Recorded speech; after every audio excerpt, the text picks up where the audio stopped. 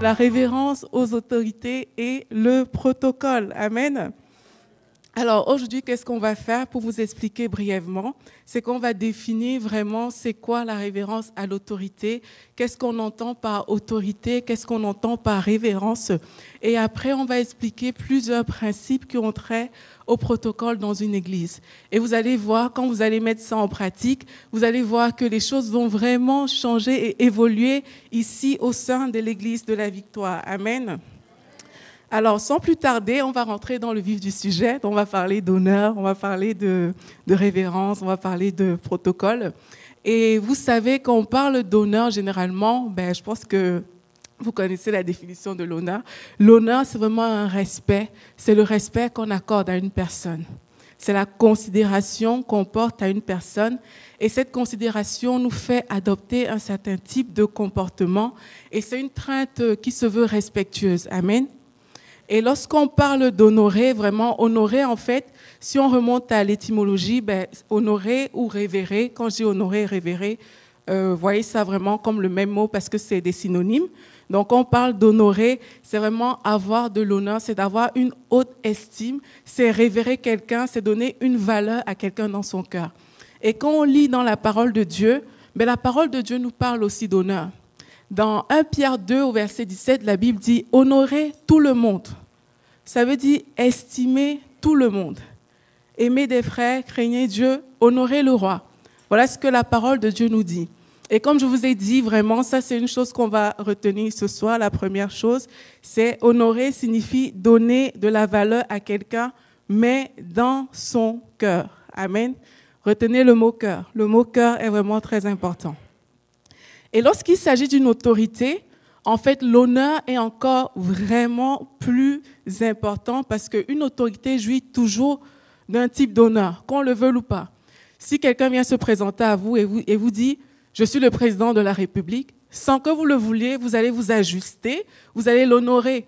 Il y a une considération qui va sortir de vous. Vous allez vous dire « Ah, mais tiens, à cause de sa fonction, à cause du fait qu'il est le président, mais du coup, vous allez vous comporter d'une certaine manière. » Mais si vous voyez une autre personne qui est moins honorable, on va dire, vous serez juste vous-même. Mais si vous voyez un président, ah, mais il faut que je me tienne bien. Amen. C'est généralement comme ça que ça se passe. Donc, dès qu'une personne a une position d'autorité et a un honneur vraiment naturel, je vais dire qui vient par rapport à cette personne-là. Et les personnes qui ont l'autorité sont d'autant plus, on les révère d'autant plus qu'elles transportent justement une autorité. Amen. Et comme je vous disais tout à l'heure, quand on parle d'honneur, on parle vraiment d'une attitude de cœur envers une personne. Et les personnes qui ont des autorités, qui ont une autorité, mais c'est des personnes habilitées très souvent à donner des ordres. Amen. Et quand on parle d'honneur, en fait, on parle de soumission à l'autorité. Amen. Alors, c'est quoi la soumission? Il faut qu'on fasse une différence entre ce qu'on peut appeler l'obéissance et ce qu'on peut appeler la soumission. Pourquoi? Je vais vous prendre un exemple. Imaginez un enfant. C'est un exemple qu'un invité qu'on avait eu à enseignement avait pris, qui m'avait beaucoup plu, le pasteur Atoms. Et il expliquait la différence entre l'obéissance et la soumission. Et il a pris le cas d'un enfant. Un enfant qui, voyez-vous, sa mère lui demande de s'asseoir pour manger et il ne veut pas s'asseoir pour manger, il est résolu, il dit non, je ne veux pas. Mais au bout de quelques menaces, l'enfant finalement s'assoit, il boude et il dit à sa mère, « Maman, je suis assise sur la chaise, mais je suis debout dans mon cœur. » Est-ce que cet enfant, d'après vous, a été soumis? Non. Est-ce qu'il a obéi? Très bien. Donc, on voit qu'on peut obéir, mais ne pas être soumis. Et quand on parle de révérence à l'autorité, on parle de soumission à l'autorité. Ça veut dire que c'est le cœur, c'est l'attitude, tout est engagé lorsqu'on parle de soumission. Amen. En fait, quand il s'agit juste d'obéissance, l'obéissance implique une action. Ça veut dire je pose un acte comme l'enfant, mais je m'assois. Là, tout le monde voit, OK, il s'est assis. Mais la soumission implique vraiment une attitude. Et cette attitude, c'est le cœur qui parle. Amen. Et qu'on parle également d'obéissance, mais l'obéissance implique juste notre corps en fait. C'est le corps qui s'assoit, c'est le corps qui fait ce qu'on lui a demandé de faire. Mais quand on parle de soumission, c'est le cœur qui agit. Ce n'est pas juste le corps, mais c'est le cœur qui agit. Et le corps agit également, mais c'est le cœur. L'obéissance également, elle est conditionnée par la parole de Dieu. Ça veut dire quoi? Si quelqu'un vient vous dire de faire quelque chose qui n'est pas conforme à la parole de Dieu, ben vous n'allez pas obéir. Amen. Mais la soumission, quant à elle, est inconditionnelle. L'obéissance est conditionnelle. Donc, j'obéis si c'est conforme à la parole de Dieu. Si ce n'est pas conforme à la parole de Dieu, je n'obéis pas. Mais la soumission, elle est inconditionnelle. Ça veut dire quoi? Ça veut dire qu'on doit garder une attitude d'honneur, quel que soit ce qui se passe. Ça veut dire qu'on ne regarde pas, on n'est pas là pour juger est-ce que la personne est bien, est-ce que la personne n'est pas bien. On garde une attitude d'honneur en toutes circonstances parce que la soumission, elle est inconditionnelle. Est-ce qu'on est OK jusque-là? Amen. Donc, on peut dire l'obéissance doit être ajoutée à la soumission. Mais l'obéissance sans la soumission, en fait, ne vaut rien. Je ne peux pas dire que je suis soumise si je n'obéis pas. Amen. Mais je peux obéir sans être soumise. Comme le cas de l'enfant qu'on a vu tout à l'heure. L'enfant avait obéi, il s'était assis, mais il n'était pas soumis parce qu'il a dit à sa mère, « Maman, je suis debout dans mon cœur. » Mais quand ton attitude de cœur va avec l'action que tu poses, on peut dire que tu es soumis. Et c'est comme ça que ça se passe avec une autorité, en fait. C'est qu'on est soumis à l'autorité. Ça veut dire que ce n'est pas juste notre corps qui le fait. Ce n'est pas juste, OK, le pasteur a dit ça, OK, bon, je vais le faire. D'accord. Et puis je le fais, mais mon cœur n'y est pas. En fait, si notre cœur n'y est pas, c'est qu'on n'est pas dans une attitude d'honneur, on n'est pas dans une attitude de révérence. Amen. Amen. Alors, on va voir maintenant pourquoi est-ce que c'est important d'honorer une autorité. C'est le deuxième point qu'on va aborder ce soir. Et si vous me connaissez un peu, vous regardez les émissions, il y a quelque chose que j'aime beaucoup dire. C'est écrit dans la Bible. Amen. Alors, pourquoi c'est important? Parce que c'est écrit dans la Bible. Amen. Et quand la Bible parle d'autorité et d'honneur, en fait, la Bible leur donne. Quand vous lisez plusieurs versets qui sont dans la Bible et qui parlent d'honorer, ce sont des ordres. Et ce sont des ordres, ça veut dire que c'est non négociable. Par exemple, dans Romains 13, au verset 1, la Bible dit que toute personne soit soumise aux autorités supérieures, car il n'y a point d'autorité qui ne vienne de Dieu, et les autorités qui existent ont été instituées par Dieu. Que toute personne soit soumise aux autorités supérieures. C'est un ordre. Dans Tite 3, au verset 1, rappelle-leur d'être soumis aux magistrats et aux autorités, d'obéir, d'être prêts à toute bonne œuvre. C'est un ordre. Il n'y a pas est-ce qu'ils pourraient, s'ils avaient le désir d'être soumis. Non, la Bible dit, rappelle-leur d'être soumis. C'est non négociable. Dans 1 Pierre 2, verset 13, « Soyez soumis à cause du Seigneur à toute autorité établie parmi les hommes, soit au roi comme au souverain, soit au gouverneur comme envoyé par lui. » C'est « soyez soumis ». Amen. Donc, plusieurs versets bibliques attestent que qu'on parle de soumission, mais généralement, c'est un ordre qu'on nous donne dans la Bible. Ce n'est pas juste une invitation à bien vouloir se soumettre si on le peut ou si on le pense, mais c'est un ordre. Amen. Femmes, soyez de même soumises à vos maris. C'est un ordre. Honore ton père et ta mère. C'est un ordre. Amen. Donc, c'est vraiment l'impératif qui est utilisé dans ces cas. Ça veut dire que c'est non négociable. Et nous sommes des chrétiens. Et quand on dit qu'on est chrétien, ça veut dire vraiment qu'on a choisi que la parole de Dieu, c'est notre vérité.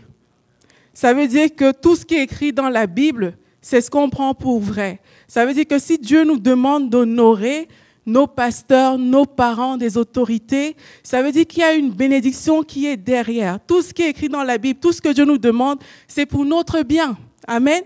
Et Dieu sait qu'en nous demandant ces choses-là, il y a quelque chose qui est rattaché à ça pour nous-mêmes. C'est pour ça que quand Dieu nous dit « honore », mais on doit vouloir le faire, on doit avoir à cœur de le faire. Un autre point important par rapport à ça, c'est qu'en fait, lorsqu'on méprise une autorité, qui est établi par Dieu, en fait, on est en train de mépriser Dieu lui-même. La Bible dit dans Romains 13, au verset 1 à 2, que toute personne soit soumise aux autorités supérieures, car il n'y a point d'autorité qui ne vienne de Dieu, et les autorités qui existent ont été instituées de Dieu. C'est pourquoi celui qui s'oppose à l'autorité résiste à l'ordre que Dieu a établi, et ceux qui résistent attireront une condamnation sur eux-mêmes. Amen. La Bible nous dit que celui qui résiste à l'autorité s'oppose à l'ordre que Dieu a établi. En fait, lorsqu'on n'honore pas, lorsqu'on ne révère pas, parfois on pense qu'on est en train de s'opposer à l'homme parce que l'homme a pris une certaine décision, mais en fait, on est en train de s'opposer à Dieu directement. Parce que c'est Dieu qui a établi cette autorité-là. Amen. On va voir tout à l'heure qu'il y a 3 types d'autorité qu'on peut déceler, mais vraiment, quand on refuse d'obéir, quand on refuse d'honorer surtout un homme de Dieu, en fait, on a refusé d'honorer Dieu. Quand j'avais découvert ça, mais c'était pas comme je suis en train de vous dire aujourd'hui. Il y a une parole qui m'avait été dite qui m'avait vraiment fait réfléchir. Il y a quelqu'un qui m'avait dit, en fait, quand ton responsable te parle, c'est comme si c'est Dieu qui avait parlé. J'étais comme quoi? Mon responsable, c'est juste un homme. Mais le fait qu'il soit responsable, le fait qu'il ait eu une autorité déléguée, on va voir c'est quoi une autorité déléguée tout à l'heure, fait en sorte que, vu que c'est Dieu qui établit, c'est Dieu qui délègue l'autorité, mais c'est comme c'est Dieu qui l'a établi sur toi, et le résister, mais tu es en train de résister à Dieu, même si tu ne le sais pas. Amen. Et qui sommes-nous pour résister à Dieu? Qui sommes-nous pour oser résister à Dieu? Amen. Donc vraiment, on ne peut pas se permettre de juste résister à Dieu. D'ailleurs, Satan a essayé. Quand on lit la Bible, on voit que Satan a essayé de résister à Dieu. Et le résultat final, c'est que il a été déchu. Il a été déchu du royaume de Dieu. Et quand on lit même aussi certaines histoires dans la Bible d'honneur, par exemple l'histoire du fils cadet de Noé, mais on se rend compte que son fils cadet, parce qu'il a déshonoré son père, il n'a pas eu une attitude d'honneur avec son père, mais il a été maudit. La Bible dit dans Genèse 9, au verset 24-25, « Lorsque Noé se réveilla de son vin », on connaît l'histoire du fils, quand Noé avait bu et tout, il s'est retrouvé nu et puis son fils ne l'a pas protégé. Il allait appeler ses frères, le fils cadet, pour dire « Ah, mais venez voir papa et tout ».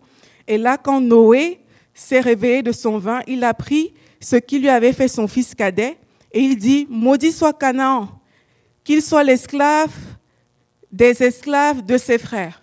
Pourquoi est-ce qu'il a été maudit? Parce qu'il n'a pas honoré son père. Est-ce que son père avait fait quelque chose de bien? Non.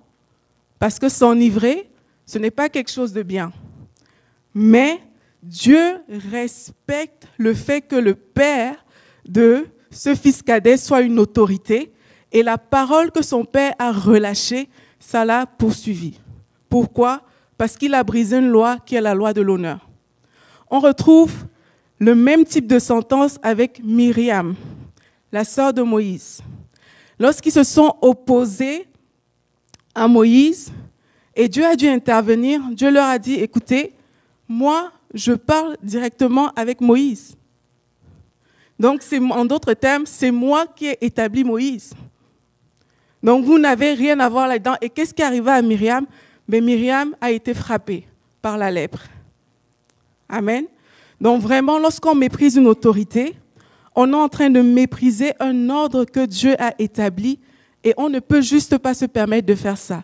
Un autre point aussi important qu'il faut comprendre par rapport au pourquoi est-ce que c'est important d'honorer une autorité, c'est qu'en fait, nous sommes dans un monde spirituel. Imaginez, vous marchez dans le déshonneur tous les jours. Vous déshonorez votre pasteur, vous priez quand même, tout va bien, vous déshonorez vos autorités. Quand on parle d'autorité, il ne s'agit pas que du pasteur, des personnes pour qui on travaille, les professeurs, les parents, tout ça, c'est des autorités. Les présidents, les ministres des pays, les policiers et tout, ce sont des autorités. Donc vous déshonorez et puis vous vous retrouvez à l'église, vous venez prier et puis vous vous retrouvez même en train de faire une délivrance. Vous êtes en train de dire un démon sort de ce corps. Mais le démon vous regarde, il rit. Pourquoi? Parce qu'il a trouvé en vous quelque chose qu'il a en lui, qui est le déshonneur. Amen. Donc on ne peut pas s'engager dans un combat spirituel si on n'honore pas une autorité. Quand vous voyez des personnes comme Josué, si Josué a pu arrêter le ciel, c'est parce qu'il honorait. Sinon, il aurait dit au ciel, au soleil, de s'arrêter et le soleil l'aurait regardé comme « je fais rien ». Parce que toi, si tu n'honores pas Moïse, si tu n'honores pas les personnes qui sont autour de toi, pourquoi est-ce que tu veux que ta parole soit une parole d'autorité si tu n'honores pas les autorités qui t'entourent? Amen. Si on voit dans la Bible que des personnes comme Élie ont pu arrêter le ciel, ça veut dire qu'ils avaient une certaine autorité. C'était des personnes qui avaient une autorité et leur voix était entendue au ciel. Donc de la même manière, nous-mêmes, si on déshonore des autorités, mais nos voix ne peuvent pas être entendues dans le monde spirituel. Amen. Donc honorer une autorité, ça fait vraiment de nous aussi une autorité dans le monde spirituel. Honorer une autorité, c'est refuser la nature de Satan. On sait que la nature de Satan, c'est le déshonneur. Satan a voulu se comparer à Dieu. Satan a voulu s'élever au même rang que Dieu. Et ça, c'est du déshonneur. Et quand on se met à déshonorer une autorité, on est en train d'embrasser la nature de Satan. Mais un chrétien ne peut pas embrasser la nature de Satan. Un chrétien doit marcher dans l'honneur. Pourquoi? Parce que le chef du déshonneur, le père du déshonneur, c'est Satan. Et c'est ça qu'il a chassé du ciel. Parce que quand tu déshonores, c'est l'orgueil qui est en train de s'exprimer. Et on sait que c'est l'orgueil qui a fait en sorte que Satan soit chassé du ciel. Donc vraiment, toutes ces raisons qu'on a dit pour lesquelles il est important d'honorer, c'est des choses qu'on ne peut juste pas négliger. En fait, si vous voulez réussir dans un domaine de votre vie, il est vraiment important d'honorer les personnes dans ce domaine-là. Si vous voulez réussir votre vie familiale, honorez vos parents. Honorez les membres de votre famille. Si vous voulez réussir à bâtir une entreprise, aujourd'hui vous êtes peut-être l'employé de quelqu'un, honorez cette personne-là. Il y a une loi qui s'appelle la loi de la semence et de la récolte. On récolte ce qu'on a semé. Si tu sèmes le déshonneur, tu récolteras le déshonneur. Si tu sèmes l'honneur, tu récolteras l'honneur. Et nous, ici, on veut semer l'honneur. Amen. Amen. On veut semer l'honneur à l'Église de la Victoire. Alors, on revient aux autorités, vu qu'on parle d'honorer les autorités. Ce qu'on va voir maintenant, c'est que vraiment, Dieu aime l'ordre. Dieu tient à ce qu'il y a de l'ordre partout où on se trouve. Dieu aime quand on honore les personnes. Et c'est Dieu qui a établi les autorités. On peut définir 3 types d'autorités. On a l'autorité suprême, qui est Dieu lui-même. Il n'y a rien qui est au-dessus de Dieu. Mais on a aussi des autorités déléguées, qui sont des personnes qui sont établies au-dessus de nous dans tous les domaines. Ça peut être notre professeur d'école, ça peut être notre directeur, ça peut être notre patron, ça peut être un gouverneur, ça peut être un député, un parent, un pasteur, un responsable à l'église. Mais c'est Dieu qui établit les autorités. Comme on a lu tout à l'heure dans Romains 13, au verset 1 à 2, on a dit que toute personne soit soumise aux autorités supérieures. Donc, dès l'instant où il y a une structure, une hiérarchie, et que vous avez des personnes qui sont au-dessus de vous, mais la Bible dit que toute personne soit soumise aux autorités supérieures. La Bible n'a pas dit que toute personne soit soumise aux autorités supérieures si cette personne nous traite bien.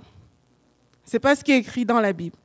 La Bible a juste dit que toute personne soit soumise aux autorités supérieures, car il n'y a point d'autorité qui ne vienne de Dieu. Et ces autorités qui viennent de Dieu, c'est ce qu'on appelle des autorités déléguées. Amen. Un président, c'est une autorité déléguée sur un pays. Un préfet, c'est une autorité déléguée au niveau de la région. Donc, il y a des autorités déléguées comme ça. Un professeur, c'est une autorité déléguée dans une école. Et la Bible nous demande d'être soumis à ces personnes-là, de les honorer. Maintenant, Dieu aime l'ordre. Imaginez, vous êtes dans un pays comme ici, le Canada, vous êtes même dans une ville, le pays c'est même très grand, vous êtes dans une ville comme Granby ici, et il n'y a pas d'ordre. Chacun fait ce qu'il veut, chacun se gère comme il veut. Mais vous allez voir, il y a des personnes qui vont estimer que, OK, là, il faut jeter ma poubelle, c'est au milieu de la cour de mon voisin, il va venir jeter ça là. Et il y a des personnes qui vont dire, OK, on est dans une zone scolaire, mais moi, je préfère rouler à 100. Il y a des personnes qui vont dire, bah, OK, moi, je préfère jeter mes choses par terre. Imaginez un peu qu'on soit dans une ville comme ça. Mais on va trouver ça chaotique nous-mêmes. Nous-mêmes, on va se dire, mais ce n'est pas possible, on ne peut pas vivre comme ça, il faut des règles. Et ces règles-là, ben, c'est pour ça qu'il y a des autorités. C'est pour ça qu'il y a la police. C'est pour ça qu'on définit différentes choses dans la ville pour que la ville fonctionne bien. Et c'est pareil, même à l'église, tout ce qui est mis en place au sein d'une église, c'est pour que l'église fonctionne bien. Même au ciel, il y a un ordre au ciel. Amen. Au ciel, il y a de l'ordre. Quand on lit la Bible, on sait qu'il y a des anges. Il y a différents types d'anges. On sait qu'il y a des vieillards. On sait qu'il y a des 4 êtres vivants. On sait qu'il y a un ordre qui est défini au ciel. Parce que l'ordre vient de Dieu. Amen. C'est pareil, sur la terre, comme je disais, dans une ville comme Granby, il y a de l'ordre. Il y a des pays, il y a des chefs d'État, il y a des ministres, il y a tout un système, toute une structure gouvernementale qui est établie. Dans vos familles, il y a de l'ordre. C'est vrai? OK. Et pareil, dans l'Église, il y a aussi un ordre. En fait, l'ordre détermine la fonction et les rôles des uns et des autres. Des personnes qui sont établies comme garants de l'ordre, mais ce sont ces personnes-là qu'on appelle des autorités. Par exemple, un président de la République, il est responsable de la marche et du fonctionnement d'un pays. Il incarne l'autorité de l'État et il est le garant de la constitution du pays. En fait, le président est appelé à prendre les décisions les plus importantes du pays et c'est pour ça qu'il est l'autorité supérieure du pays. Donc, une autorité est rattachée à un rôle qu'on a à jouer.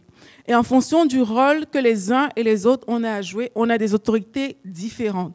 Par exemple, il se peut, si par exemple vous arrivez quelque part, vous dites, moi je suis le ministre de tel endroit, et que quelqu'un vient dire, moi je suis étudiant dans une école. Vous ne serez pas regardé de la même manière. Dès qu'il va dire « je suis ministre », il y a une autorité qui vient avec ça. À cause de son rôle, il a un rôle de ministre qu'il joue et il transporte une autorité de ministre. L'étudiant, il a son rôle d'étudiant qu'il joue et il transporte une autorité d'étudiant qui n'est pas la même que celle du ministre. Donc l'autorité est rattachée à un rôle, l'autorité est rattachée à une fonction. Maintenant, pourquoi est-ce qu'on fait tout ça? Si on prend par exemple le cas d'un chef de l'État qui est l'autorité supérieure d'un pays, ça peut être un roi quand il s'agit des monarchies. Dans les républiques, ça peut être un chef de l'État. On prend le cas d'un chef de l'État comme Donald Trump. Et lui, par exemple, c'est l'autorité, on va dire, du pays le plus puissant aujourd'hui. Et imaginez que Donald, on va l'appeler Donald, hein? Imaginez qu'il doit organiser une réunion. Donc là, il fait par exemple très chaud.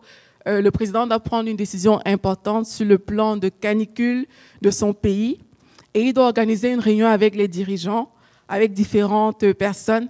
Et imaginez que le président, il commence lui-même à envoyer des emails pour inviter des gens. Et puis, chez lui, c'est lui qui place les chaises pour accueillir les personnes. C'est lui qui fait la table. Il vient, il met les nappes sur la table. C'est lui qui lave les assiettes dans lesquelles les invités vont manger. C'est le président qui fait tout ça. Est-ce que vous n'allez pas trouver ça bizarre? Vous allez vous dire, ben, c'est pas à lui de faire ça. Il y a des personnes qui doivent faire ça. Comment est-ce qu'un président peut se retrouver en train de laver les assiettes, en train d'appeler les gens au téléphone comme ça? Ça ne fonctionne pas. Les choses ne marchent pas comme ça. Amen. Par contre, tout ce qui se fait, si un président comme Donald a un protocole, c'est pas mon ami, hein, quand je dis Donald, donc si un président comme lui a un protocole, s'il y a des personnes qui sont là pour lui ouvrir la porte, des personnes qui sont là pour rédiger ses discours, des personnes qui sont là pour s'occuper de ses enfants, s'il y a des personnes qui sont là pour faire toutes les tâches à côté qu'il ne fait pas, mais c'est parce qu'on estime qu'il a une tâche plus importante qu'il doit faire. Et cette tâche-là, dans le cas d'un président, mais c'est de prendre des décisions importantes pour le pays. Amen. C'est vraiment ça, les tâches du président. C'est pour ça que tout le protocole, en fait, quand on parle de protocole, c'est vraiment toutes les règles établies en matière d'honneur, en matière de révérence, qui sont attachées parfois à quelqu'un ou juste à un système. Mais le but, c'est vraiment de faciliter les échanges et le but, c'est de faciliter un travail quand on parle de protocole. Donc, c'est vraiment un ensemble de règles qu'on établit pour que les choses soient bien faites. Maintenant, prenons ce cas et on le ramène au niveau de l'Église. Il y a quelqu'un qui va me dire, l'Église, il n'y a pas de président ici à l'Église. Donc, je ne comprends pas pourquoi tu dis ça. Mais en fait, c'est vrai. Il n'y a peut-être pas de président ici à l'Église, mais celui qui règne à l'Église, c'est le roi des rois. Ça veut dire que son autorité est de loin supérieure à celle d'un président. Ça veut dire que si, pour un président terrestre du pays le plus puissant, il y a tout un protocole qui est mis en place, à combien plus forte raison pour le roi des rois, le chef des chefs. Amen. Si des personnes peuvent vraiment se donner à fond pour que le président de la République vienne et juste prendre des décisions importantes pour le pays, à combien plus forte raison des personnes ne devraient pas se mettre à fond pour que le roi des rois règne et fasse son œuvre au sein d'une église. Amen. Et c'est pour ça que le protocole, c'est pour ça que l'honneur est indispensable dans une église. On ne peut pas se passer de l'honneur dans une église. Au niveau de l'église, Dieu a établi, rappelez-vous, on a parlé tout à l'heure des autorités déléguées. Dieu a délégué un homme qu'on appelle pasteur, et généralement sa femme, qui est avec lui, pour exercer son autorité. C'est une autorité déléguée. Rappelez-vous, on a dit, quand on résiste à une autorité déléguée, on résiste à Dieu lui-même. Et rappelez-vous la petite anecdote que je vous ai racontée quand quelqu'un m'avait dit, quand tu désobéis à ton responsable, en fait, sans le savoir, tu désobéis à Dieu. Parce que ton responsable, c'est une autorité déléguée. Alors, qui sont les personnes qui font le protocole? En fait, les personnes qui font le protocole, parfois on les appelle les membres du protocole, mais à l'Église, ça s'appelle des serviteurs. C'est des personnes qui ont décidé de servir Dieu, c'est des personnes qui ont décidé d'honorer Dieu, et vraiment le but du protocole, c'est de laisser Dieu agir, c'est de laisser Dieu se répandre, c'est de laisser Dieu faire exactement ce qu'il a prévu de faire ce jour-là dans une église. Et dans la Bible, Paul parlait d'Épaphrodite. Épaphrodite, vous remarquez, j'aime beaucoup les noms. Hein. C'est une personne qui avait aidé Paul au niveau du ministère. Et il avait dit dans Philippiens 2, verset 29, « Recevez-le donc dans le Seigneur avec une joie entière et honorez de tels hommes. » Et c'est pareil, en fait, pour toutes les autorités déléguées. On doit les recevoir avec une joie. Ça veut dire qu'il y a une joie qui est attachée au service qu'on rend à une autorité. Et on doit honorer de pareilles personnes. Et c'est ce que nous sommes appelés à faire parce que nous sommes les serviteurs. Nous sommes les garants du protocole. Et en tant que serviteurs, Dieu a besoin de nous pour que son règne, pour qu'il n'y ait aucun obstacle à ce que sa parole soit diffusée, à ce que son message soit prêché, à ce que le royaume de Dieu s'étende. Amen. Tu peux dire à ton voisin, tu es un serviteur de Dieu. Amen. Alors, en tant que serviteur de Dieu, vraiment, on a chacun notre rôle à jouer. On a chacun notre rôle à jouer. Et quand on lit, par exemple, dans Actes des Apôtres, vous vous rappelez, quand on a institué l'Église, et les disciples se sont retrouvés en train de servir aux tables, et il y a eu quelques querelles. Et la Bible dit dans Actes 6 au verset 2, « Les 12 convoquèrent la multitude des disciples et dirent, « Il n'est pas convenable que nous laissions la parole de Dieu pour servir aux tables.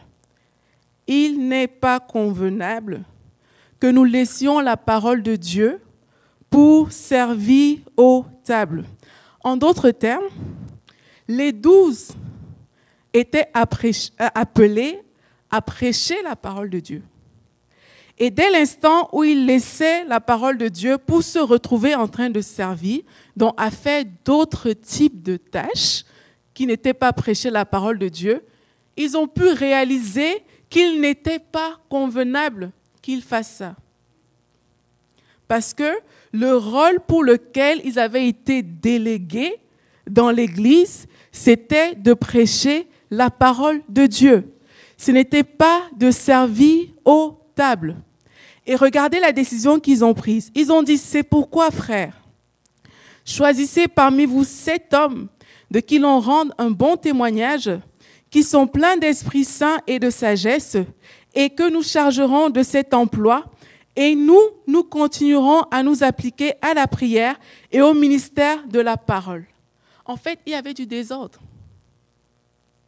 Pourquoi? Parce que, au lieu de s'appliquer à la prière et au ministère de la parole, ils étaient en train de servir. Donc, ils faisaient ce pourquoi ils n'avaient pas été appelés. Et quand ils se sont rendus compte, ils ont dit, bon, on va choisir 7 hommes de qui on rend un bon témoignage, et eux, ils vont servir aux tables. Maintenant, d'après vous, les personnes qu'on a choisies, ils servaient qui? Amen. Ils servaient le Seigneur. Pourquoi? Parce que le fait qu'eux, ils puissent remplir leurs tâches en tant que serviteurs aux tables libère les personnes qui doivent être là juste pour la parole de Dieu. Et la conséquence de ce verset, on continue, ça dit au verset 7, « La parole de Dieu se répandait de plus en plus. Le nombre des disciples augmentait beaucoup à Jérusalem et une grande foule de sacrificateurs obéissait à la foi. » Parce que l'ordre a pu régner, parce que chacun a pu occuper sa place, parce que chacun est rentré dans ses fonctions, la conséquence a été que la parole de Dieu se répande de plus en plus, que le nombre de disciples augmente à Jérusalem et qu'une grande foule de sacrificateurs obéissent à la foi. Il n'y aurait pas eu ça s'ils avaient continué à servir aux tables, alors qu'ils étaient appelés à prêcher la parole. Amen. Donc un serviteur, c'est celui qui prend son rôle, sa responsabilité à l'Église. Et tout le monde n'est pas appelé à prêcher la parole. Ça veut dire que ici, nous qui sommes les serviteurs de Dieu, en tant que serviteurs de Dieu, on doit laisser l'espace aux autorités déléguées, c'est-à-dire à nos pasteurs, pour que la parole de Dieu soit prêchée. Dans une église comme Église de la Victoire, Pasteur Joël et Mathilde, qui sont les pasteurs principaux, ils ne doivent pas se retrouver en train de faire certaines tâches. Parce que de la même manière que pour un président, comme on a vu, on met tout en œuvre pour qu'il n'ait qu'à prendre les décisions. Dans une église comme l'église de la Victoire, on doit tout mettre en œuvre pour que Pasteur Joël et Mathilde se concentrent sur la parole de Dieu. On doit définir toutes sortes de choses pour qu'ils soient focalisés sur ce pourquoi Dieu les a appelés dans cette maison. Et Jésus nous a montré aussi un exemple de service, parce que Jésus est venu sous la forme d'un serviteur. La Bible dit dans Philippiens 2 au verset 5, « Ayant en vous les sentiments qui étaient en Jésus-Christ, lequel, existant en forme de Dieu, n'a point regardé comme une proie à arracher d'être égal avec Dieu, mais s'est dépouillé lui-même en prenant une forme de serviteur, en devenant semblable aux hommes et ayant paru comme un simple homme.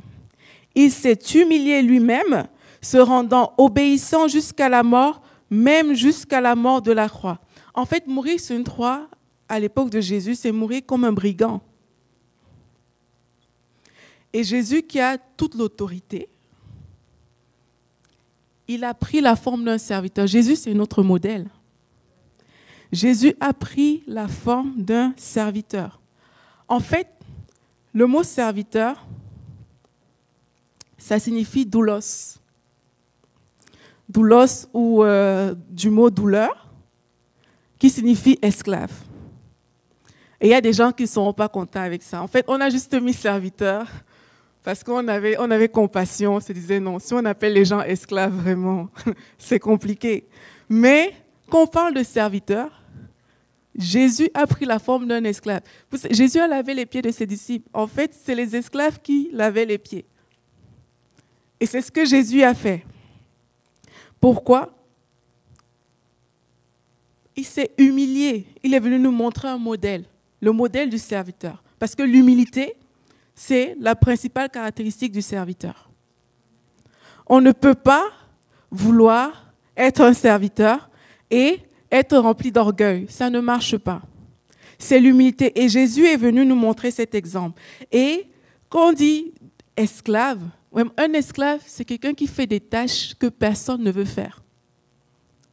C'est quelqu'un que vraiment, il fait des choses que si on vous demandait à vous et à moi de faire, vous direz juste « non, merci, c'est gentil, mais non ». Et pourtant, serviteur égale esclave.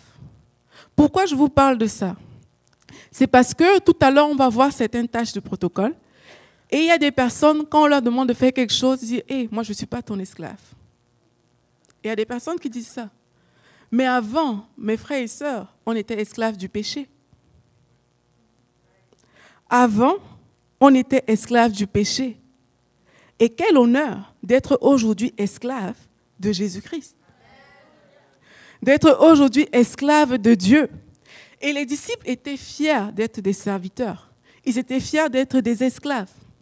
Et quand on lit la Bible, quand vous voyez la présentation que certains disciples font, par exemple Paul, dans Philippiens 1, il dit « Paul et Timothée, serviteurs de Jésus-Christ ». Voilà comment ils se présentent au début de l'épître.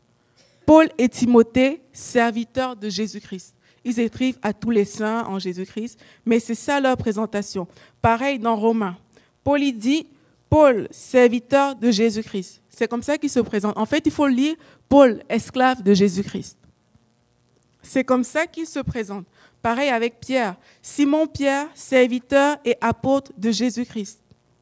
C'est comme ça qu'il se présente quand il commence l'épître de 2 Pierre.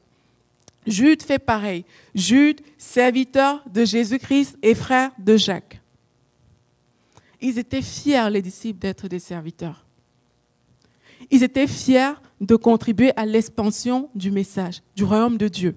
Et nous aussi, en tant que serviteurs, c'est ce qu'on doit faire. On doit être fiers de contribuer à ce que Dieu répande vraiment son royaume, à ce que les vies soient transformées, à ce que les âmes soient touchées. Et si pour cela, ça prend de faire certaines tâches que certaines personnes ne veulent pas faire, on veut bien le faire. Amen. Donc le serviteur, c'est celui qui s'humilie pour laisser Dieu travailler. C'est celui qui décharge. C'est celui qui crée des conditions pour que le message de Dieu soit communiqué. Et c'est vraiment à ça que nous sommes appelés. C'est ce que nous sommes appelés à faire en tant que serviteurs dans une église. C'est créer les conditions pour que le message de Dieu soit prêché, qu'il soit communiqué et qu'il n'y ait aucun frein. Voilà pourquoi le protocole est établi. Voilà pourquoi il y a des actions qui sont établies en faveur des pasteurs, en faveur des responsables, en faveur de différentes personnes. C'est vraiment pour que la parole de Dieu soit prêchée. Parce que rappelez-vous, c'est Dieu qui règne dans l'Église. En fait, en servant notre pasteur, on sert Dieu. Parce que le pasteur, c'est l'autorité déléguée. Mais derrière, c'est Dieu qu'on est en train de servir. Amen. Donc vraiment, rappelons-nous ça, c'est que tout ce qu'on fait dans l'Église, c'est pour Dieu. Et maintenant, on va voir un peu les choses plus pratiques en termes de protocole. Parce que quand on parle de protocole, vraiment, il faut savoir que c'est toute une structure. Ça veut dire que tout le monde dans l'Église est impliqué dans le protocole de l'Église. Mais parfois, à l'Église, il y a un département spécifique qu'on appelle le département du protocole. Et ce département a certaines tâches vraiment ce sont les tâches de ce département-là. Et il est là vraiment pour le faire. Et donc, je vais donner quelques points pratiques en termes de protocole. Et je vais le donner en parlant pour les pasteurs et lorsqu'on a des invités au niveau de l'Église. Parce que très souvent, quand on invite des personnes à l'Église, mais c'est pour délivrer un message. C'est une autorité que Dieu a déléguée pour délivrer son message. Donc, de la même manière qu'on doit honorer notre pasteur, on doit honorer des invités. L'erreur que certaines personnes commettent parfois, c'est d'honorer les invités extérieurs plus que leur pasteur. Ça ne marche pas. Si vous honorez quelqu'un qui vient d'ailleurs, ici, plus que votre pasteur, mais vous êtes en train de manquer le but complètement. Donc, ça commence par notre pasteur, puis ça s'étend au pasteur de l'extérieur. Et je sais qu'ici, à l'Église de la Victoire, vous avez plusieurs pasteurs. Comme c'est des choses que vous ne connaissez pas encore, on va d'abord commencer par pasteur Joël et Mathilde. Amen. Après, on va étendre ça à d'autres pasteurs de l'Église. Et puis, c'est des choses qu'on va aussi appliquer pour des invités. Donc, comment ça se passe dans un service protocolaire? Déjà, je tiens à vous dire qu'il y a beaucoup de choses qu'on a à faire lorsqu'on fait le protocole. Il y a vraiment beaucoup de choses. Et dans une église comme l'église de la Victoire, je sais qu'ici, les pasteurs même ne sont pas encore habitués au protocole.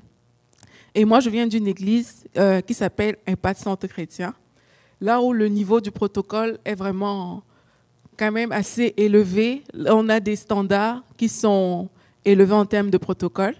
Et peut-être c'est des choses que vous n'avez pas encore entendues, peut-être c'est des choses que vous ne connaissez pas encore, mais c'est pour ça qu'on est là ce soir, c'est vraiment pour vous encourager à développer. On ne va pas juste se contenter d'écouter, mais quand on va écouter, on va s'asseoir et on va dire, OK, on veut mettre ça en place dans notre église. Amen. Et même les pasteurs, pour les pasteurs de l'église aussi, ce sera certainement un apprentissage parce que peut-être qu'ils ne sont pas habitués, mais vraiment, c'est des choses à faire parce que c'est des autorités déléguées de Dieu. Amen. Donc, pour savoir ce qu'il faut faire, on va commencer avant les réunions. Avant les réunions, vous savez, généralement, il faut accueillir notre pasteur quand le pasteur il arrive.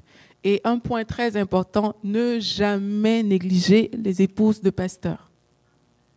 Trop souvent, on fait cette erreur. On vient, toute l'attention est posée sur le pasteur. Son épouse, personne ne la gère. Elle se débrouille. Ce n'est pas normal. Amen.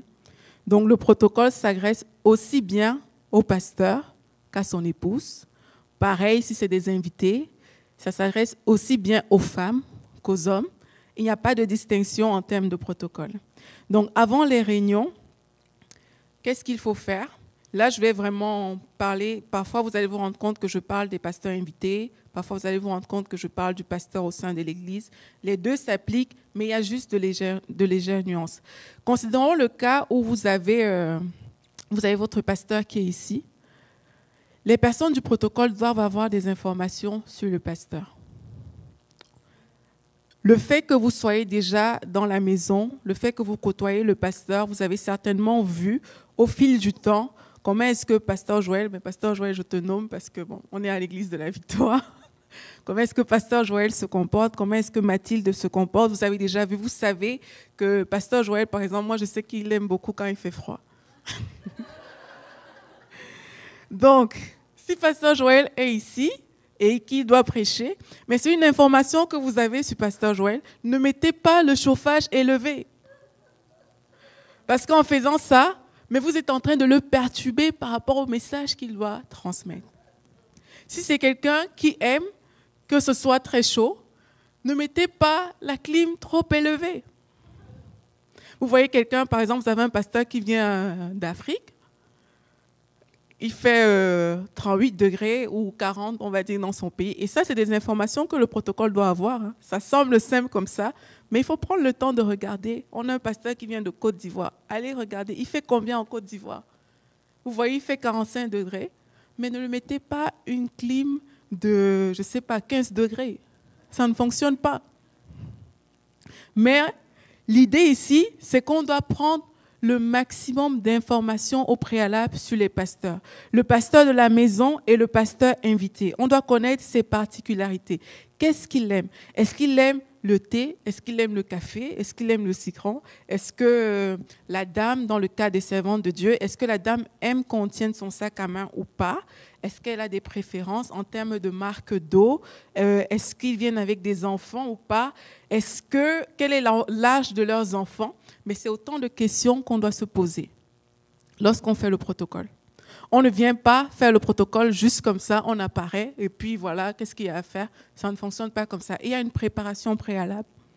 Et dans cette préparation, mais on prend des informations. Pour certains invités que vous aurez, pour votre pasteur, c'est facile, il est là, vous le côtoyez. Mais avec certains invités, vous n'aurez pas toujours toutes les informations, mais il va falloir que vous observiez, il va falloir que vous posiez aussi des questions. Je me rappelle, Michael devait venir prêcher à ICC, dans mon église, mais on n'arrêtait pas de m'appeler. Je recevais des appels. Qu'est-ce qu'il aime, pasteur Michael? Comment est-ce qu'on peut faire? Est-ce qu'il vient avec ses enfants? J'arrêtais pas de recevoir des appels parce qu'ils avaient compris que vu que moi je le connais, mais je peux donner des informations qui le concernent. Et c'est pareil, parfois vous serez appelé à contacter le service de protocole de l'église invitée, du pasteur que vous invitez, pour demander à son protocole qu'est-ce qui fait plaisir à cet homme-là. Et là, vous allez découvrir, par exemple, que lui, il ne boit jamais de café. Ce n'est pas la peine de venir lui présenter une tasse de café. Parce qu'ici au Québec, c'est habituel de donner du café.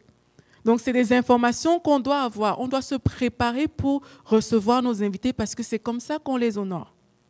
Donc, prendre le maximum d'informations possible. Et la préparation, elle se fait aussi spirituellement. Parce que parfois, comme on a dit, il y a des pasteurs qu'on ne connaît pas. Mais le Saint-Esprit peut vous révéler des informations sur les pasteurs que vous ne connaissez pas. Le Saint-Esprit peut vous dire, pour cette personne-là, agis de telle manière, comporte-toi de telle façon. Et ça fait toute la différence. Donc, il y a une préparation spirituelle qui est vraiment obligatoire, en fait. Il faut la faire. Et on la fait avant. On prie pour le serviteur quand on fait le protocole. On prie pour la personne qui vient donner le message. Et quand je dis on prie, là, je vous parle de avant, mais en fait, c'est tout le temps.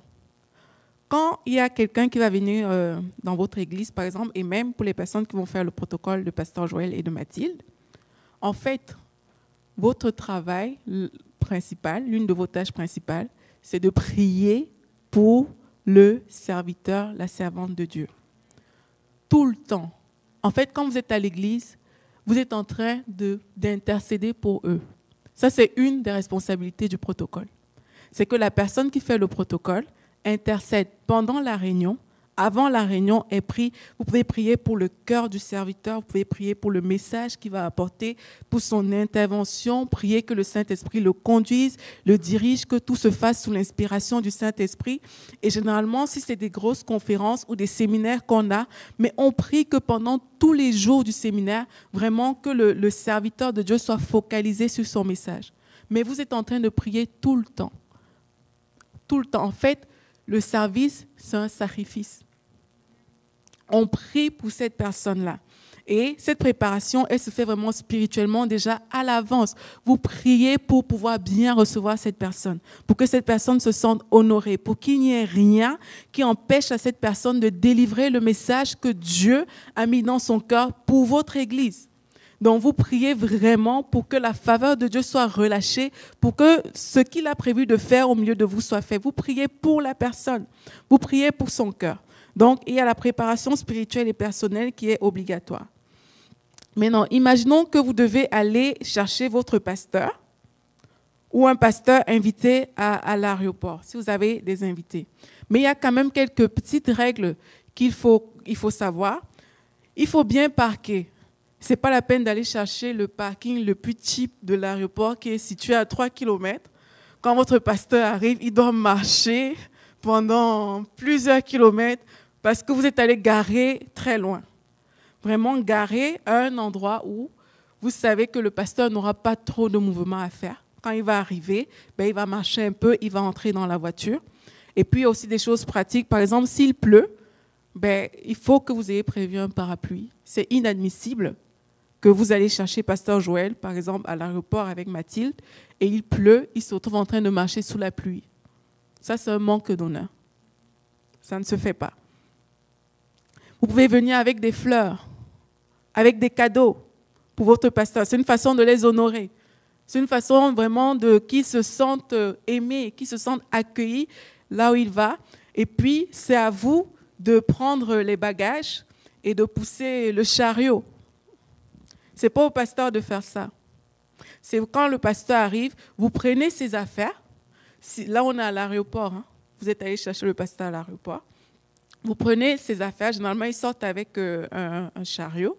Mais vous le prenez vraiment quand vous saluez et tout. Bonjour, c'est moi qui vais faire votre protocole. Si vous avez besoin de quelque chose, n'hésitez pas. Je suis venue vous chercher. Vous prenez le chariot et puis vous l'amenez. Vous pouvez me suivre. Et c'est important de connaître l'endroit, l'aéroport. N'allez pas vous perdre vous-même à l'aéroport. C'est vrai, c'est des choses qui sont déjà arrivées. C'est que toi, tu n'as pas le sens de l'orientation. Tu vas chercher un pasteur et puis tu te retrouves en train de pousser le caddie et puis tu regardes, on est où? Ça ne se fait pas. C'est pour ça qu'il faut arriver à l'avance, vraiment repérer les lieux où vous savez que, OK, j'ai pris tel parking, je dois descendre à tel endroit. Et quand vous allez prendre le pasteur ou son épouse, vous venez avec lui et les choses se font vraiment de façon claire. Maintenant, le pasteur, vous l'avez pris et puis vous l'avez conduit au niveau de la voiture. Vous installez le pasteur, il rentre dans la voiture. Il faut bien connaître le chemin. Il ne faut pas se perdre. C'est pour ça que moi, je n'aime pas aller chercher des gens à l'aéroport. Parce que je me perds très vite. Il ne faut pas se perdre. Il faut avoir un GPS, il faut savoir vraiment le chemin. Et puis, il faut conduire en respectant les règles. Si un homme de Dieu entre dans votre voiture, il ne faut pas commencer à rouler à 140 à l'heure. Et puis, maintenant, il panique parce que, voilà, est-ce que je suis vraiment en sécurité ici? Non, il faut vraiment respecter les règles de conduite. Et quand le pasteur est à l'intérieur de votre voiture, il faut faire attention à ce que vous écoutez. Ce n'est pas le moment de mettre son message à lui qu'il a prêché. Là, il se réécoute dans votre voiture. C'est pas bien. Et je vous dis, on rit, mais il y a des gens qui l'ont déjà fait. Ce n'est pas le moment de faire ça.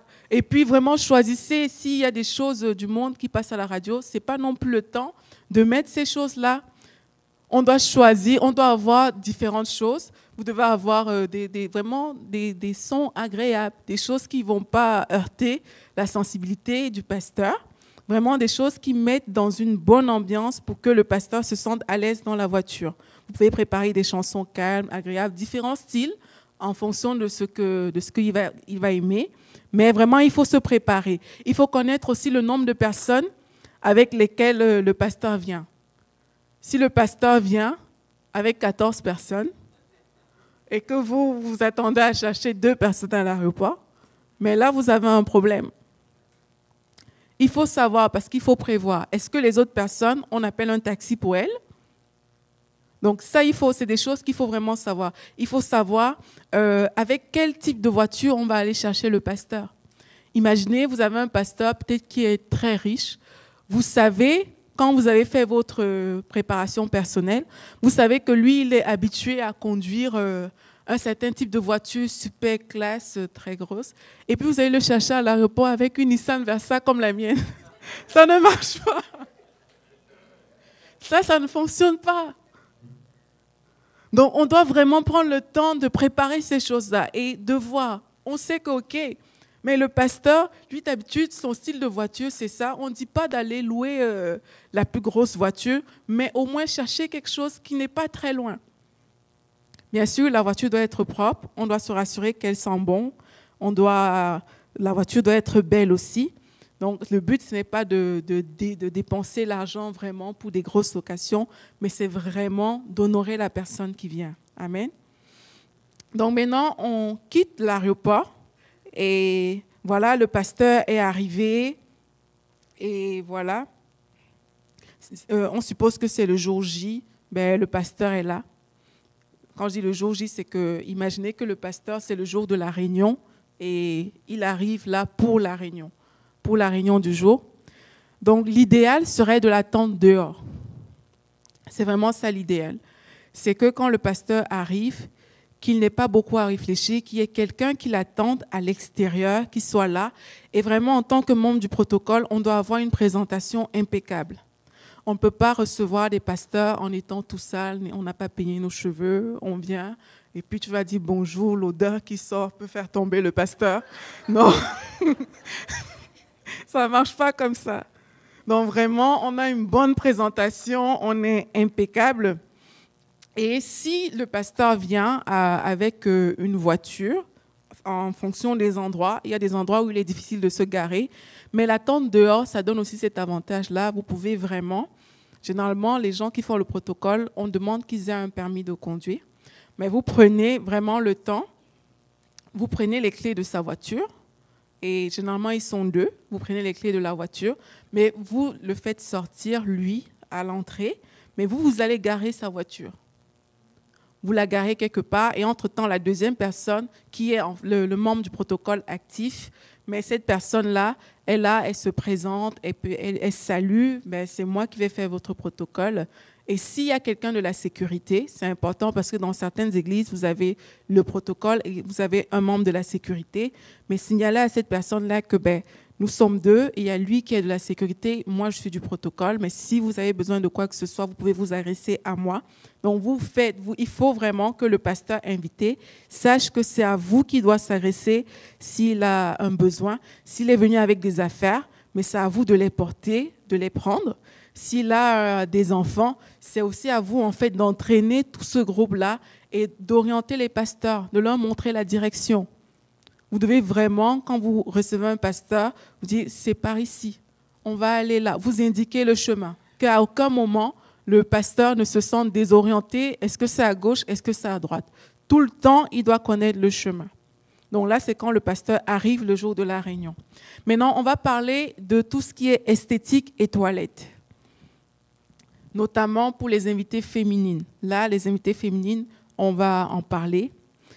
Si jamais vous recevez des servantes de Dieu, l'idéal, c'est que le protocole se fasse par une femme, si c'est pour une servante. Et l'idéal, c'est que le protocole se fasse par un homme, si c'est pour un serviteur. Quand un serviteur ou une servante doit aller aux toilettes, vous devez la dévancer. Donc, il va vous dire, ils sont où les toilettes? Vous devez entrer aux toilettes avant cette personne-là. Vérifier l'état des toilettes. S'il y a des choses qui traînent, on a parlé d'esclaves tout à l'heure, mais nous ne sommes pas des esclaves, nous sommes des esclaves pour Jésus-Christ. On ne sert pas un homme, on sert Jésus. Donc vous vérifiez l'état des toilettes. S'il y a des choses qui traînent, vous l'enlevez, vous allez dans la cabine, parce que vous réservez une cabine pour cette personne-là, vous regardez, vous vérifiez la cabine, vous la nettoyez avant que la servante puisse rentrer là-dedans. Une servante, comme on parle de toilette, je parle plus de servante. Une servante de Dieu ne peut pas rentrer dans les toilettes comme ça, qui ne sont pas nettoyées. On ne sait pas qui est passé avant. Ça ne se fait pas. C'est un manque d'honneur. On doit rentrer, on doit nettoyer avant elle. Et pendant qu'elle est dedans, vous réservez un lavabo pour elle. Donc, s'il y a de l'eau, s'il y a des traces, mais vous nettoyez tout ça. Quand elle vient, que le lavabo soit propre, et vous préparez des mouchoirs. Quand elle va finir de laver ses mains, que ce ne soit pas elle qui a appuyé le truc pour sortir des mouchoirs, mais vous lui présentez des mouchoirs pour qu'elle puisse nettoyer ses mains. Amen. Bien sûr, il faut tenir la porte des toilettes. Et il faut garder une trême à main à votre portée quand les serviteurs vont à la salle de bain. Vraiment, il faut garder une trême. Dès qu'elle a fini, ben, vous lui donnez et puis elle pourra se nettoyer les mains. Et l'important vraiment ici, c'est d'être proactif parce que vous savez, quand les serviteurs, les servantes, ils viennent comme ça, ils n'ont pas beaucoup de temps. Ils ne vont pas attendre que vous nettoyez pendant 10 minutes. Non, ça ne marche pas. Dès que vous avez l'info, ben, vous vous levez, vous faites très vite. Il faut vraiment anticiper. Vous faites vite et la personne a du temps pour faire tout ce qu'elle a à faire. Maintenant, si vous voyez par exemple qu'il y a une servante qui vient et que son maquillage déborde, elle a la transpiration sur le nez, bah, ou alors si c'est un serviteur, il a une cravate qui n'est peut-être pas bien ajustée, mais n'hésitez pas à le dire. Ça, c'est aussi des tâches du protocole. Il faut parler de ces choses-là. Il faut pouvoir dire, ah, mais vraiment, bah, peut-être au niveau du maquillage, est-ce que vous voulez que je vous aide pour faire une retouche de votre maquillage? Et les hommes qui font le protocole, on exige qu'ils sachent faire un nœud de cravate correctement. Ça fait partie des qualifications aussi pour faire le protocole. Donc, au niveau des vêtements, on doit pouvoir aider vraiment les serviteurs, comme j'ai dit, pour les hommes à faire des nœuds de cravate. Il faut être aussi capable de repasser. Si un serviteur vous donne, il y a quelqu'un qui dit « Oh boy ». S'il vous donne sa chemise, il ne faut pas aller la brûler. Ça ne se fait pas. Il faut la repasser et il faut être délicat parce que vous serez appelé en tant que membre du protocole vraiment à être proche des pasteurs. Et si, par exemple, c'est une dame qui vous demande de fermer sa fermeture, ben, il ne faut pas aller briser sa fermeture. Ouais, il faut vraiment faire les choses avec délicatesse. C'est des choses qu'on a déjà vues, c'est des choses qui sont déjà arrivées. Et c'est vraiment inconfortable quand ça arrive. Donc, il faut vraiment faire attention. Il faut vraiment faire les choses avec délicatesse. Pour le repassage, ben, on le fait aussi avec beaucoup de soin. Et par rapport aux femmes, parfois, les femmes ont des talons. Et si une femme doit changer ses talons, en fait, supposons qu'une servante, elle est là, généralement, ils sont assis au premier rang. Parenthèse, toujours réserver la place des pasteurs et des protocoles. Un pasteur ne peut pas venir et c'est à ce moment-là qu'on cherche sa place. Il doit toujours avoir des étiquettes réservées sur les chaises que vous enlevez avant qu'il ne s'asseye. Supposons que la servante veut mettre ses talons, ben, qu'elle a des talons et qu'elle est gênée et que peut-être qu'elle a prévu une deuxième paire de chaussures. Mais quand elle va changer ses talons, il faut que ce soit le plus discret possible. Ça veut dire que vous êtes là, vraiment, toujours, généralement, juste derrière la personne. La personne peut vous interpeller facilement. Et quand vous êtes là, bah, dès qu'elle change ses talons, vous les récupérez en toute discrétion. Et ça doit se faire vite, mais dans la discrétion. Il ne faut pas qu'on voit vraiment que voilà, elle a enlevé, il y a une corde ici qui ne sort pas. Et ça ne se fait pas. Et vous serez, et comme j'ai dit, la qualité, l'humilité est très, très importante. Parce qu'un serviteur se retrouve souvent dans des situations inconfortables. Et il y a des personnes pour lesquelles peut-être vous allez devoir délacer leurs chaussures vous-même, les enlever et les faire mettre des chaussures. Moi, j'ai déjà fait ça. Je me suis déjà couvert, j'ai enlevé les chaussures. C'est une grâce. C'est une grâce. Donc vraiment, l'humilité est importante. Maintenant, au niveau du logement.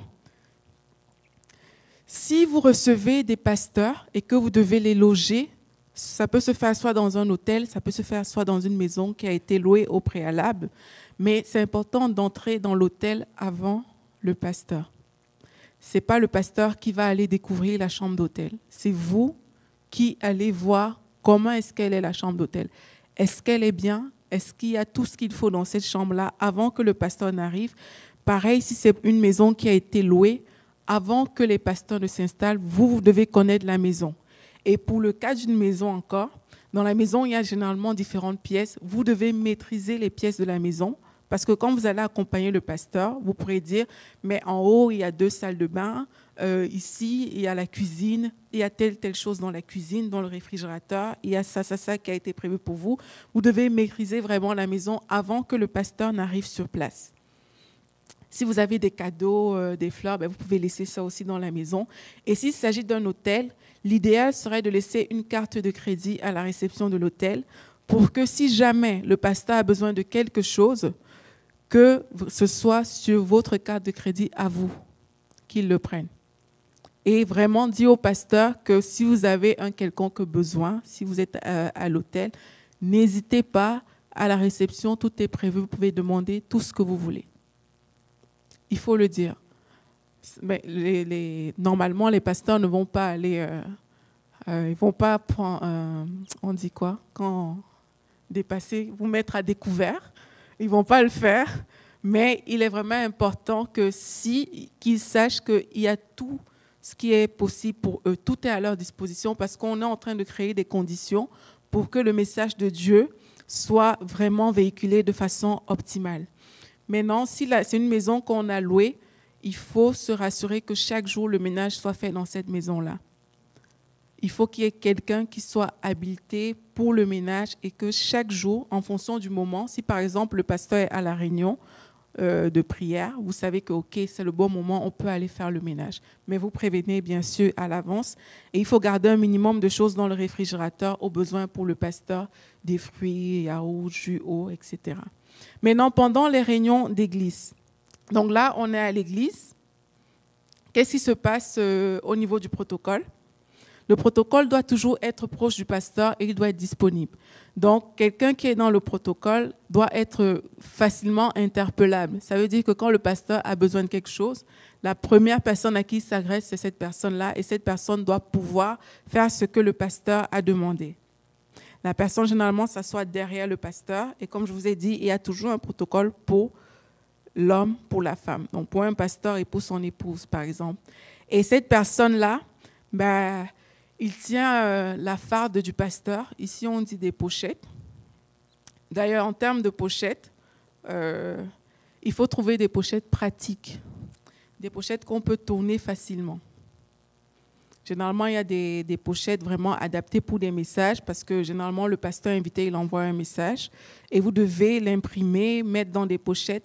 Mais il faut que les pochettes soient assez pratiques pour que le pasteur puisse passer son message aisément.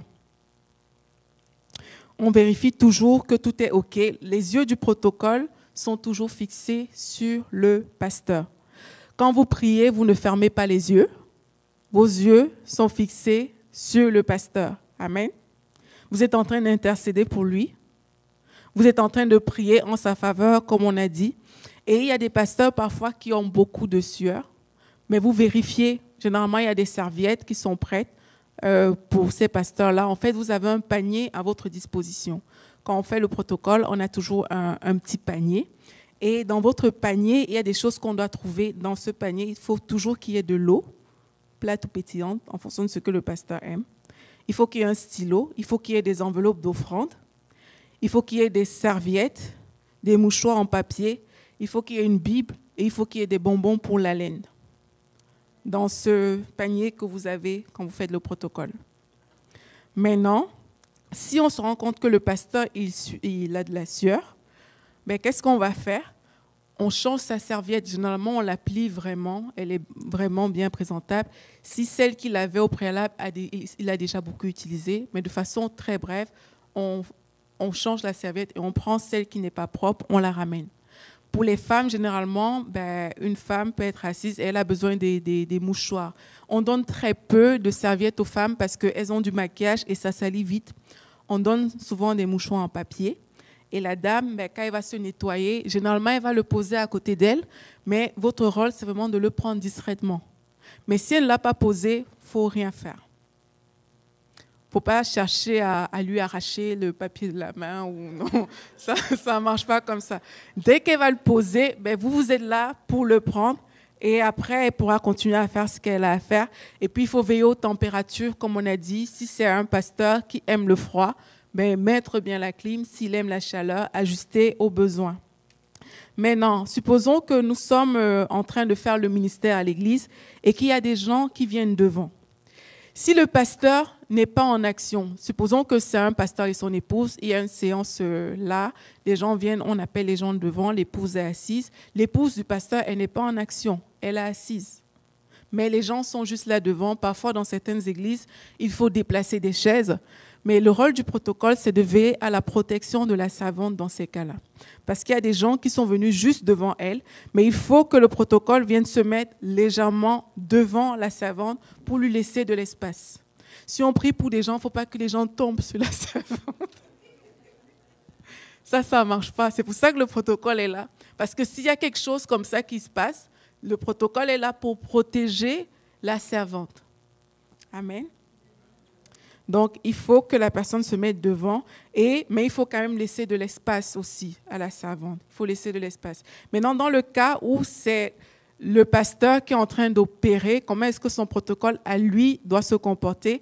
En fait, quand un pasteur se lève, quand il opère et qu'il y a déjà d'autres personnes, mais le protocole doit toujours être à côté du pasteur. Si le pasteur se déplace, il doit se déplacer. Parfois, dans ces choses-là, le pasteur a besoin qu'on tienne son micro parce que peut-être qu'il doit imposer des mains et tout en continuant à prier, mais c'est le protocole qui doit tenir le micro. Et le rôle du protocole, dans ces cas-là, supposons que le pasteur prie sur quelqu'un, la personne tombe, le rôle du protocole n'est pas de ramasser la personne qui est tombée, non. Vraiment, le protocole est attaché au pasteur. Il est là pour le pasteur. Il y a normalement un service dans l'Église qui est chargé de s'occuper des personnes dans ces situations-là, mais sauf si le pasteur lui demande expressément, le protocole ne peut pas de sa propre initiative venir soulever quelqu'un pour laquelle peut-être on priait et que cette personne-là a fini par tomber par terre. Maintenant, en termes d'approche, le protocole, c'est la personne à qui on s'adresse quand on veut voir le pasteur. Il faut avoir beaucoup d'humilité parce que vous serez peut-être appelé à conduire des grands hommes de Dieu. Et là, vous allez vous dire, ah, mais c'est moi qui suis derrière lui. Quand on est orgueilleux, c'est comme ça qu'on réfléchit. Mais vraiment, quand on fait le protocole, on s'oublie soi-même. On s'oublie soi-même parce que nos regards sont braqués sur la personne pour laquelle on fait le protocole. On sera amené à apporter des annonces particulières à cette personne-là. Il faut savoir comment le dire. On sera appelé à annoncer des personnes. Si des gens veulent parler à ce pasteur-là, c'est à nous, dont la personne qui fait le protocole, qu'elle va venir s'agresser.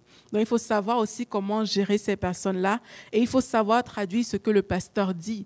Parce que parfois, vous allez arriver dans un bureau, vous allez cogner et vous dites, il y a telle personne qui veut vous parler. Supposons que c'est la dame, elle est peut-être en train de se maquiller et elle vous dit non, je ne peux pas la voir. Vous n'allez pas sortir et dire non, elle est en train de se maquiller, elle ne peut pas vous voir. Ça ne marche pas comme ça.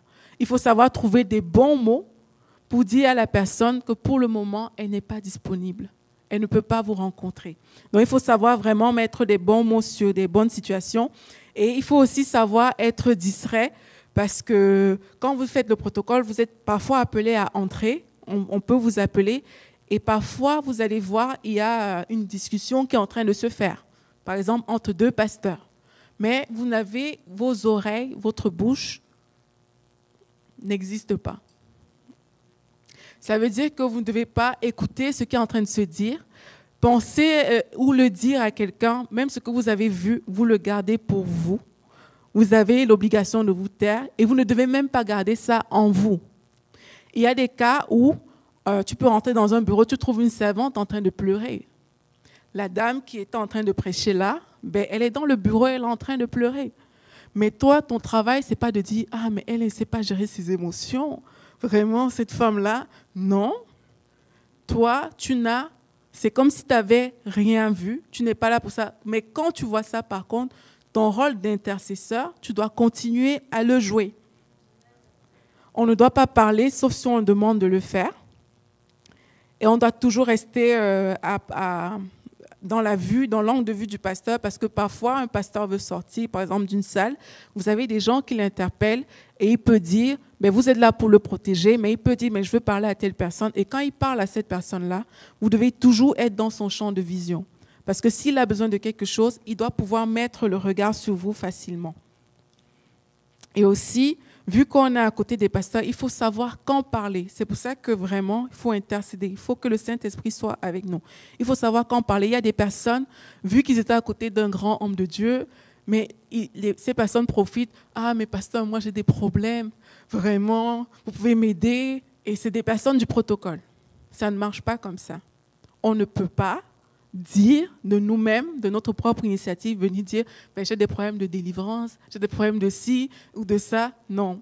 On doit se taire, sauf si on nous a posé la question. Maintenant, si un pasteur vous pose la question, généralement les pasteurs le font, à la fin, par exemple, d'une conférence, ils vont dire, mais toi, ça va dans ta vie, qu'est-ce qui se passe? Mais là, il faut faire preuve de beaucoup de discernement parce que vous n'êtes pas obligé de raconter toute votre vie non plus au pasteur, mais savoir quoi dire à ce moment-là. Mais il faut rester transparent. Ça veut dire qu'il ne faut pas mentir. Il faut rester transparent, mais il faut avoir le discernement pour savoir quoi dire. Maintenant, en tant que membre du protocole, on doit être préparé vraiment à tout faire. On doit être à l'aise pour servir une table. On doit savoir comment mettre un couteau, une fourchette, servir de l'eau, des fruits, des choses. Et on travaille avec la restauration. La personne qui fait le protocole, il doit valider que le plat est OK quand la restauration amène le plat. Il doit vérifier s'il n'est pas trop chaud, si le thermos, par exemple, n'est pas sale, si les serviettes, les fourchettes et les gobelets, si tout est propre. Et aussi, vous serez parfois appelé à servir. Donc, si vous voulez servir un pasteur, c'est important de servir là où il y a le verre. Généralement, c'est à droite. Vous n'allez pas couper en deux la table pour aller servir le pasteur de l'autre côté. C'est vraiment des petites choses à savoir. Et quand ils ont des enfants, vraiment, il faut veiller à ce qu'il ne manque rien à leurs enfants, que leurs enfants aient tout ce qu'il faut. Si les enfants veulent rentrer dans le bureau et que le pasteur est là, il faut laisser que les enfants entrent parce que c'est leurs parents. Ils doivent voir leurs parents aussi. Mais parfois aussi, quand on dit qu'il faut l'humilité, il y a des enfants de pasteurs qui parlent très mal. Ils vont venir vous dire des choses que si vous n'êtes pas humble, vous n'allez pas accepter qu'un enfant vous dise ça. Donc, il faut aussi avoir l'humilité nécessaire pour comprendre que ce sont des enfants. Amen. Et les enfants, parfois, quand ils viennent voir leurs parents, les enfants de pasteurs, vous allez voir parfois leur coiffure est dérangée, leurs habits sont peut-être sales, peut-être qu'ils ont joué à la pouponnière. Mais là, vraiment, il faut les checker, il faut vérifier qu'ils sont bien et puis il faut surtout veiller sur les enfants. Maintenant, les petits extras qu'on peut faire pour un pasteur qui nous invite, vous avez pris ses clés, vous avez garé sa voiture, vous pouvez laver sa voiture. S'il y a un lavoir pas loin, vous pouvez laver la voiture du pasteur pendant la réunion et venir laisser. Et quand il va rentrer chez lui, il rentrera dans une voiture propre. Vous pouvez aussi faire le plein d'essence dans sa voiture quand vous la prenez. Et dans certains pays, on va jusqu'à faire des vêtements sur mesure pour des pasteurs comme cadeau. Et c'est des cadeaux. On peut laisser des cadeaux aux pasteurs, des photos, des souvenirs. Et quand on fait le protocole, je vais finir avec ça, c'est que l'idéal, quand on fait le protocole, moins un pasteur demande quelque chose, mieux c'est. Moins un pasteur a parlé pour vous demander est-ce qu'il y a ci, est-ce qu'il y a ça, est-ce que vous pouvez, le mieux c'est. Vraiment, le moins il parle, ça veut dire que vous avez réussi à anticiper le plus de choses possibles. Mais pour pouvoir le faire, vraiment, il faut dialoguer avec le Saint-Esprit. Le Saint-Esprit nous communique quand faire les choses et comment faire les choses. Le protocole, c'est vraiment un sacrifice. Ça veut dire qu'on ne quitte pas son service de protocole comme ça. Si le pasteur ne vous a pas libéré, vous ne pouvez pas partir. Vous ne pouvez pas juste dire, OK, la réunion devait finir à 12h30, il est 12h30, bye bye. Non. Si le pasteur est là, vous êtes là. Tant que le pasteur ne vous a pas dit, c'est bon, tu peux rentrer, tu ne rentres pas, tu restes là. Et aussi, il y a des pasteurs qui n'aiment pas le protocole. Ce n'est pas tous les pasteurs qui aiment le protocole. Et il y en a qui peuvent le faire sentir que, mais toi, tu es dans mes pattes là. Tu vois. Il faut avoir aussi le discernement, il faut s'ajuster en fonction des pasteurs. Et notre rôle n'est pas d'évaluer les pasteurs. Il y a des personnes, c'est facile à servir parce que, OK, ils sont gentils, mais vous aurez des pasteurs qui ne sont pas comme vous souhaitez qu'ils soient. Et votre rôle n'est pas de dire est-ce qu'il est vraiment loin, est-ce que ce qu'il fait est vraiment correct. Et c'est des questions que vous ne devez pas vous poser. À aucun moment, l'amertume ou le jugement ne doit monter dans votre cœur quand vous faites le protocole. Le but, c'est vraiment de l'honorer. Et comme on a dit, l'humilité est indispensable. Il ne faut jamais oublier, comme on a vu, que ce n'est qu'une autorité déléguée, que derrière les actes qu'on est en train de poser, on est en train de servir Dieu. Le pasteur, c'est un homme comme vous, comme moi. Bon, moi, je suis une femme. Donc, le pasteur, c'est un homme. Et vraiment, on est là pour le servir. On doit arriver à mettre nos dons vraiment au service du Seigneur dans l'Église. Et moi, je veux vraiment vous encourager ici à l'Église de la Victoire qu'un service de protocole, vraiment, je pense qu'il y en a peut-être un qui vient de se former, mais que les choses soient bien faites. Parce qu'en matière d'honneur, regardez directement à Dieu. Ne regardez pas à la personne, ne regardez pas aux défauts de vos pasteurs, mais regardez directement à Dieu. Et quand vous regardez à Dieu, c'est ça qui vous donne envie de faire les choses. C'est ça qui fait en sorte qu'on puisse vraiment mettre en place un service qui est très bien fait et qui est correct. Amen.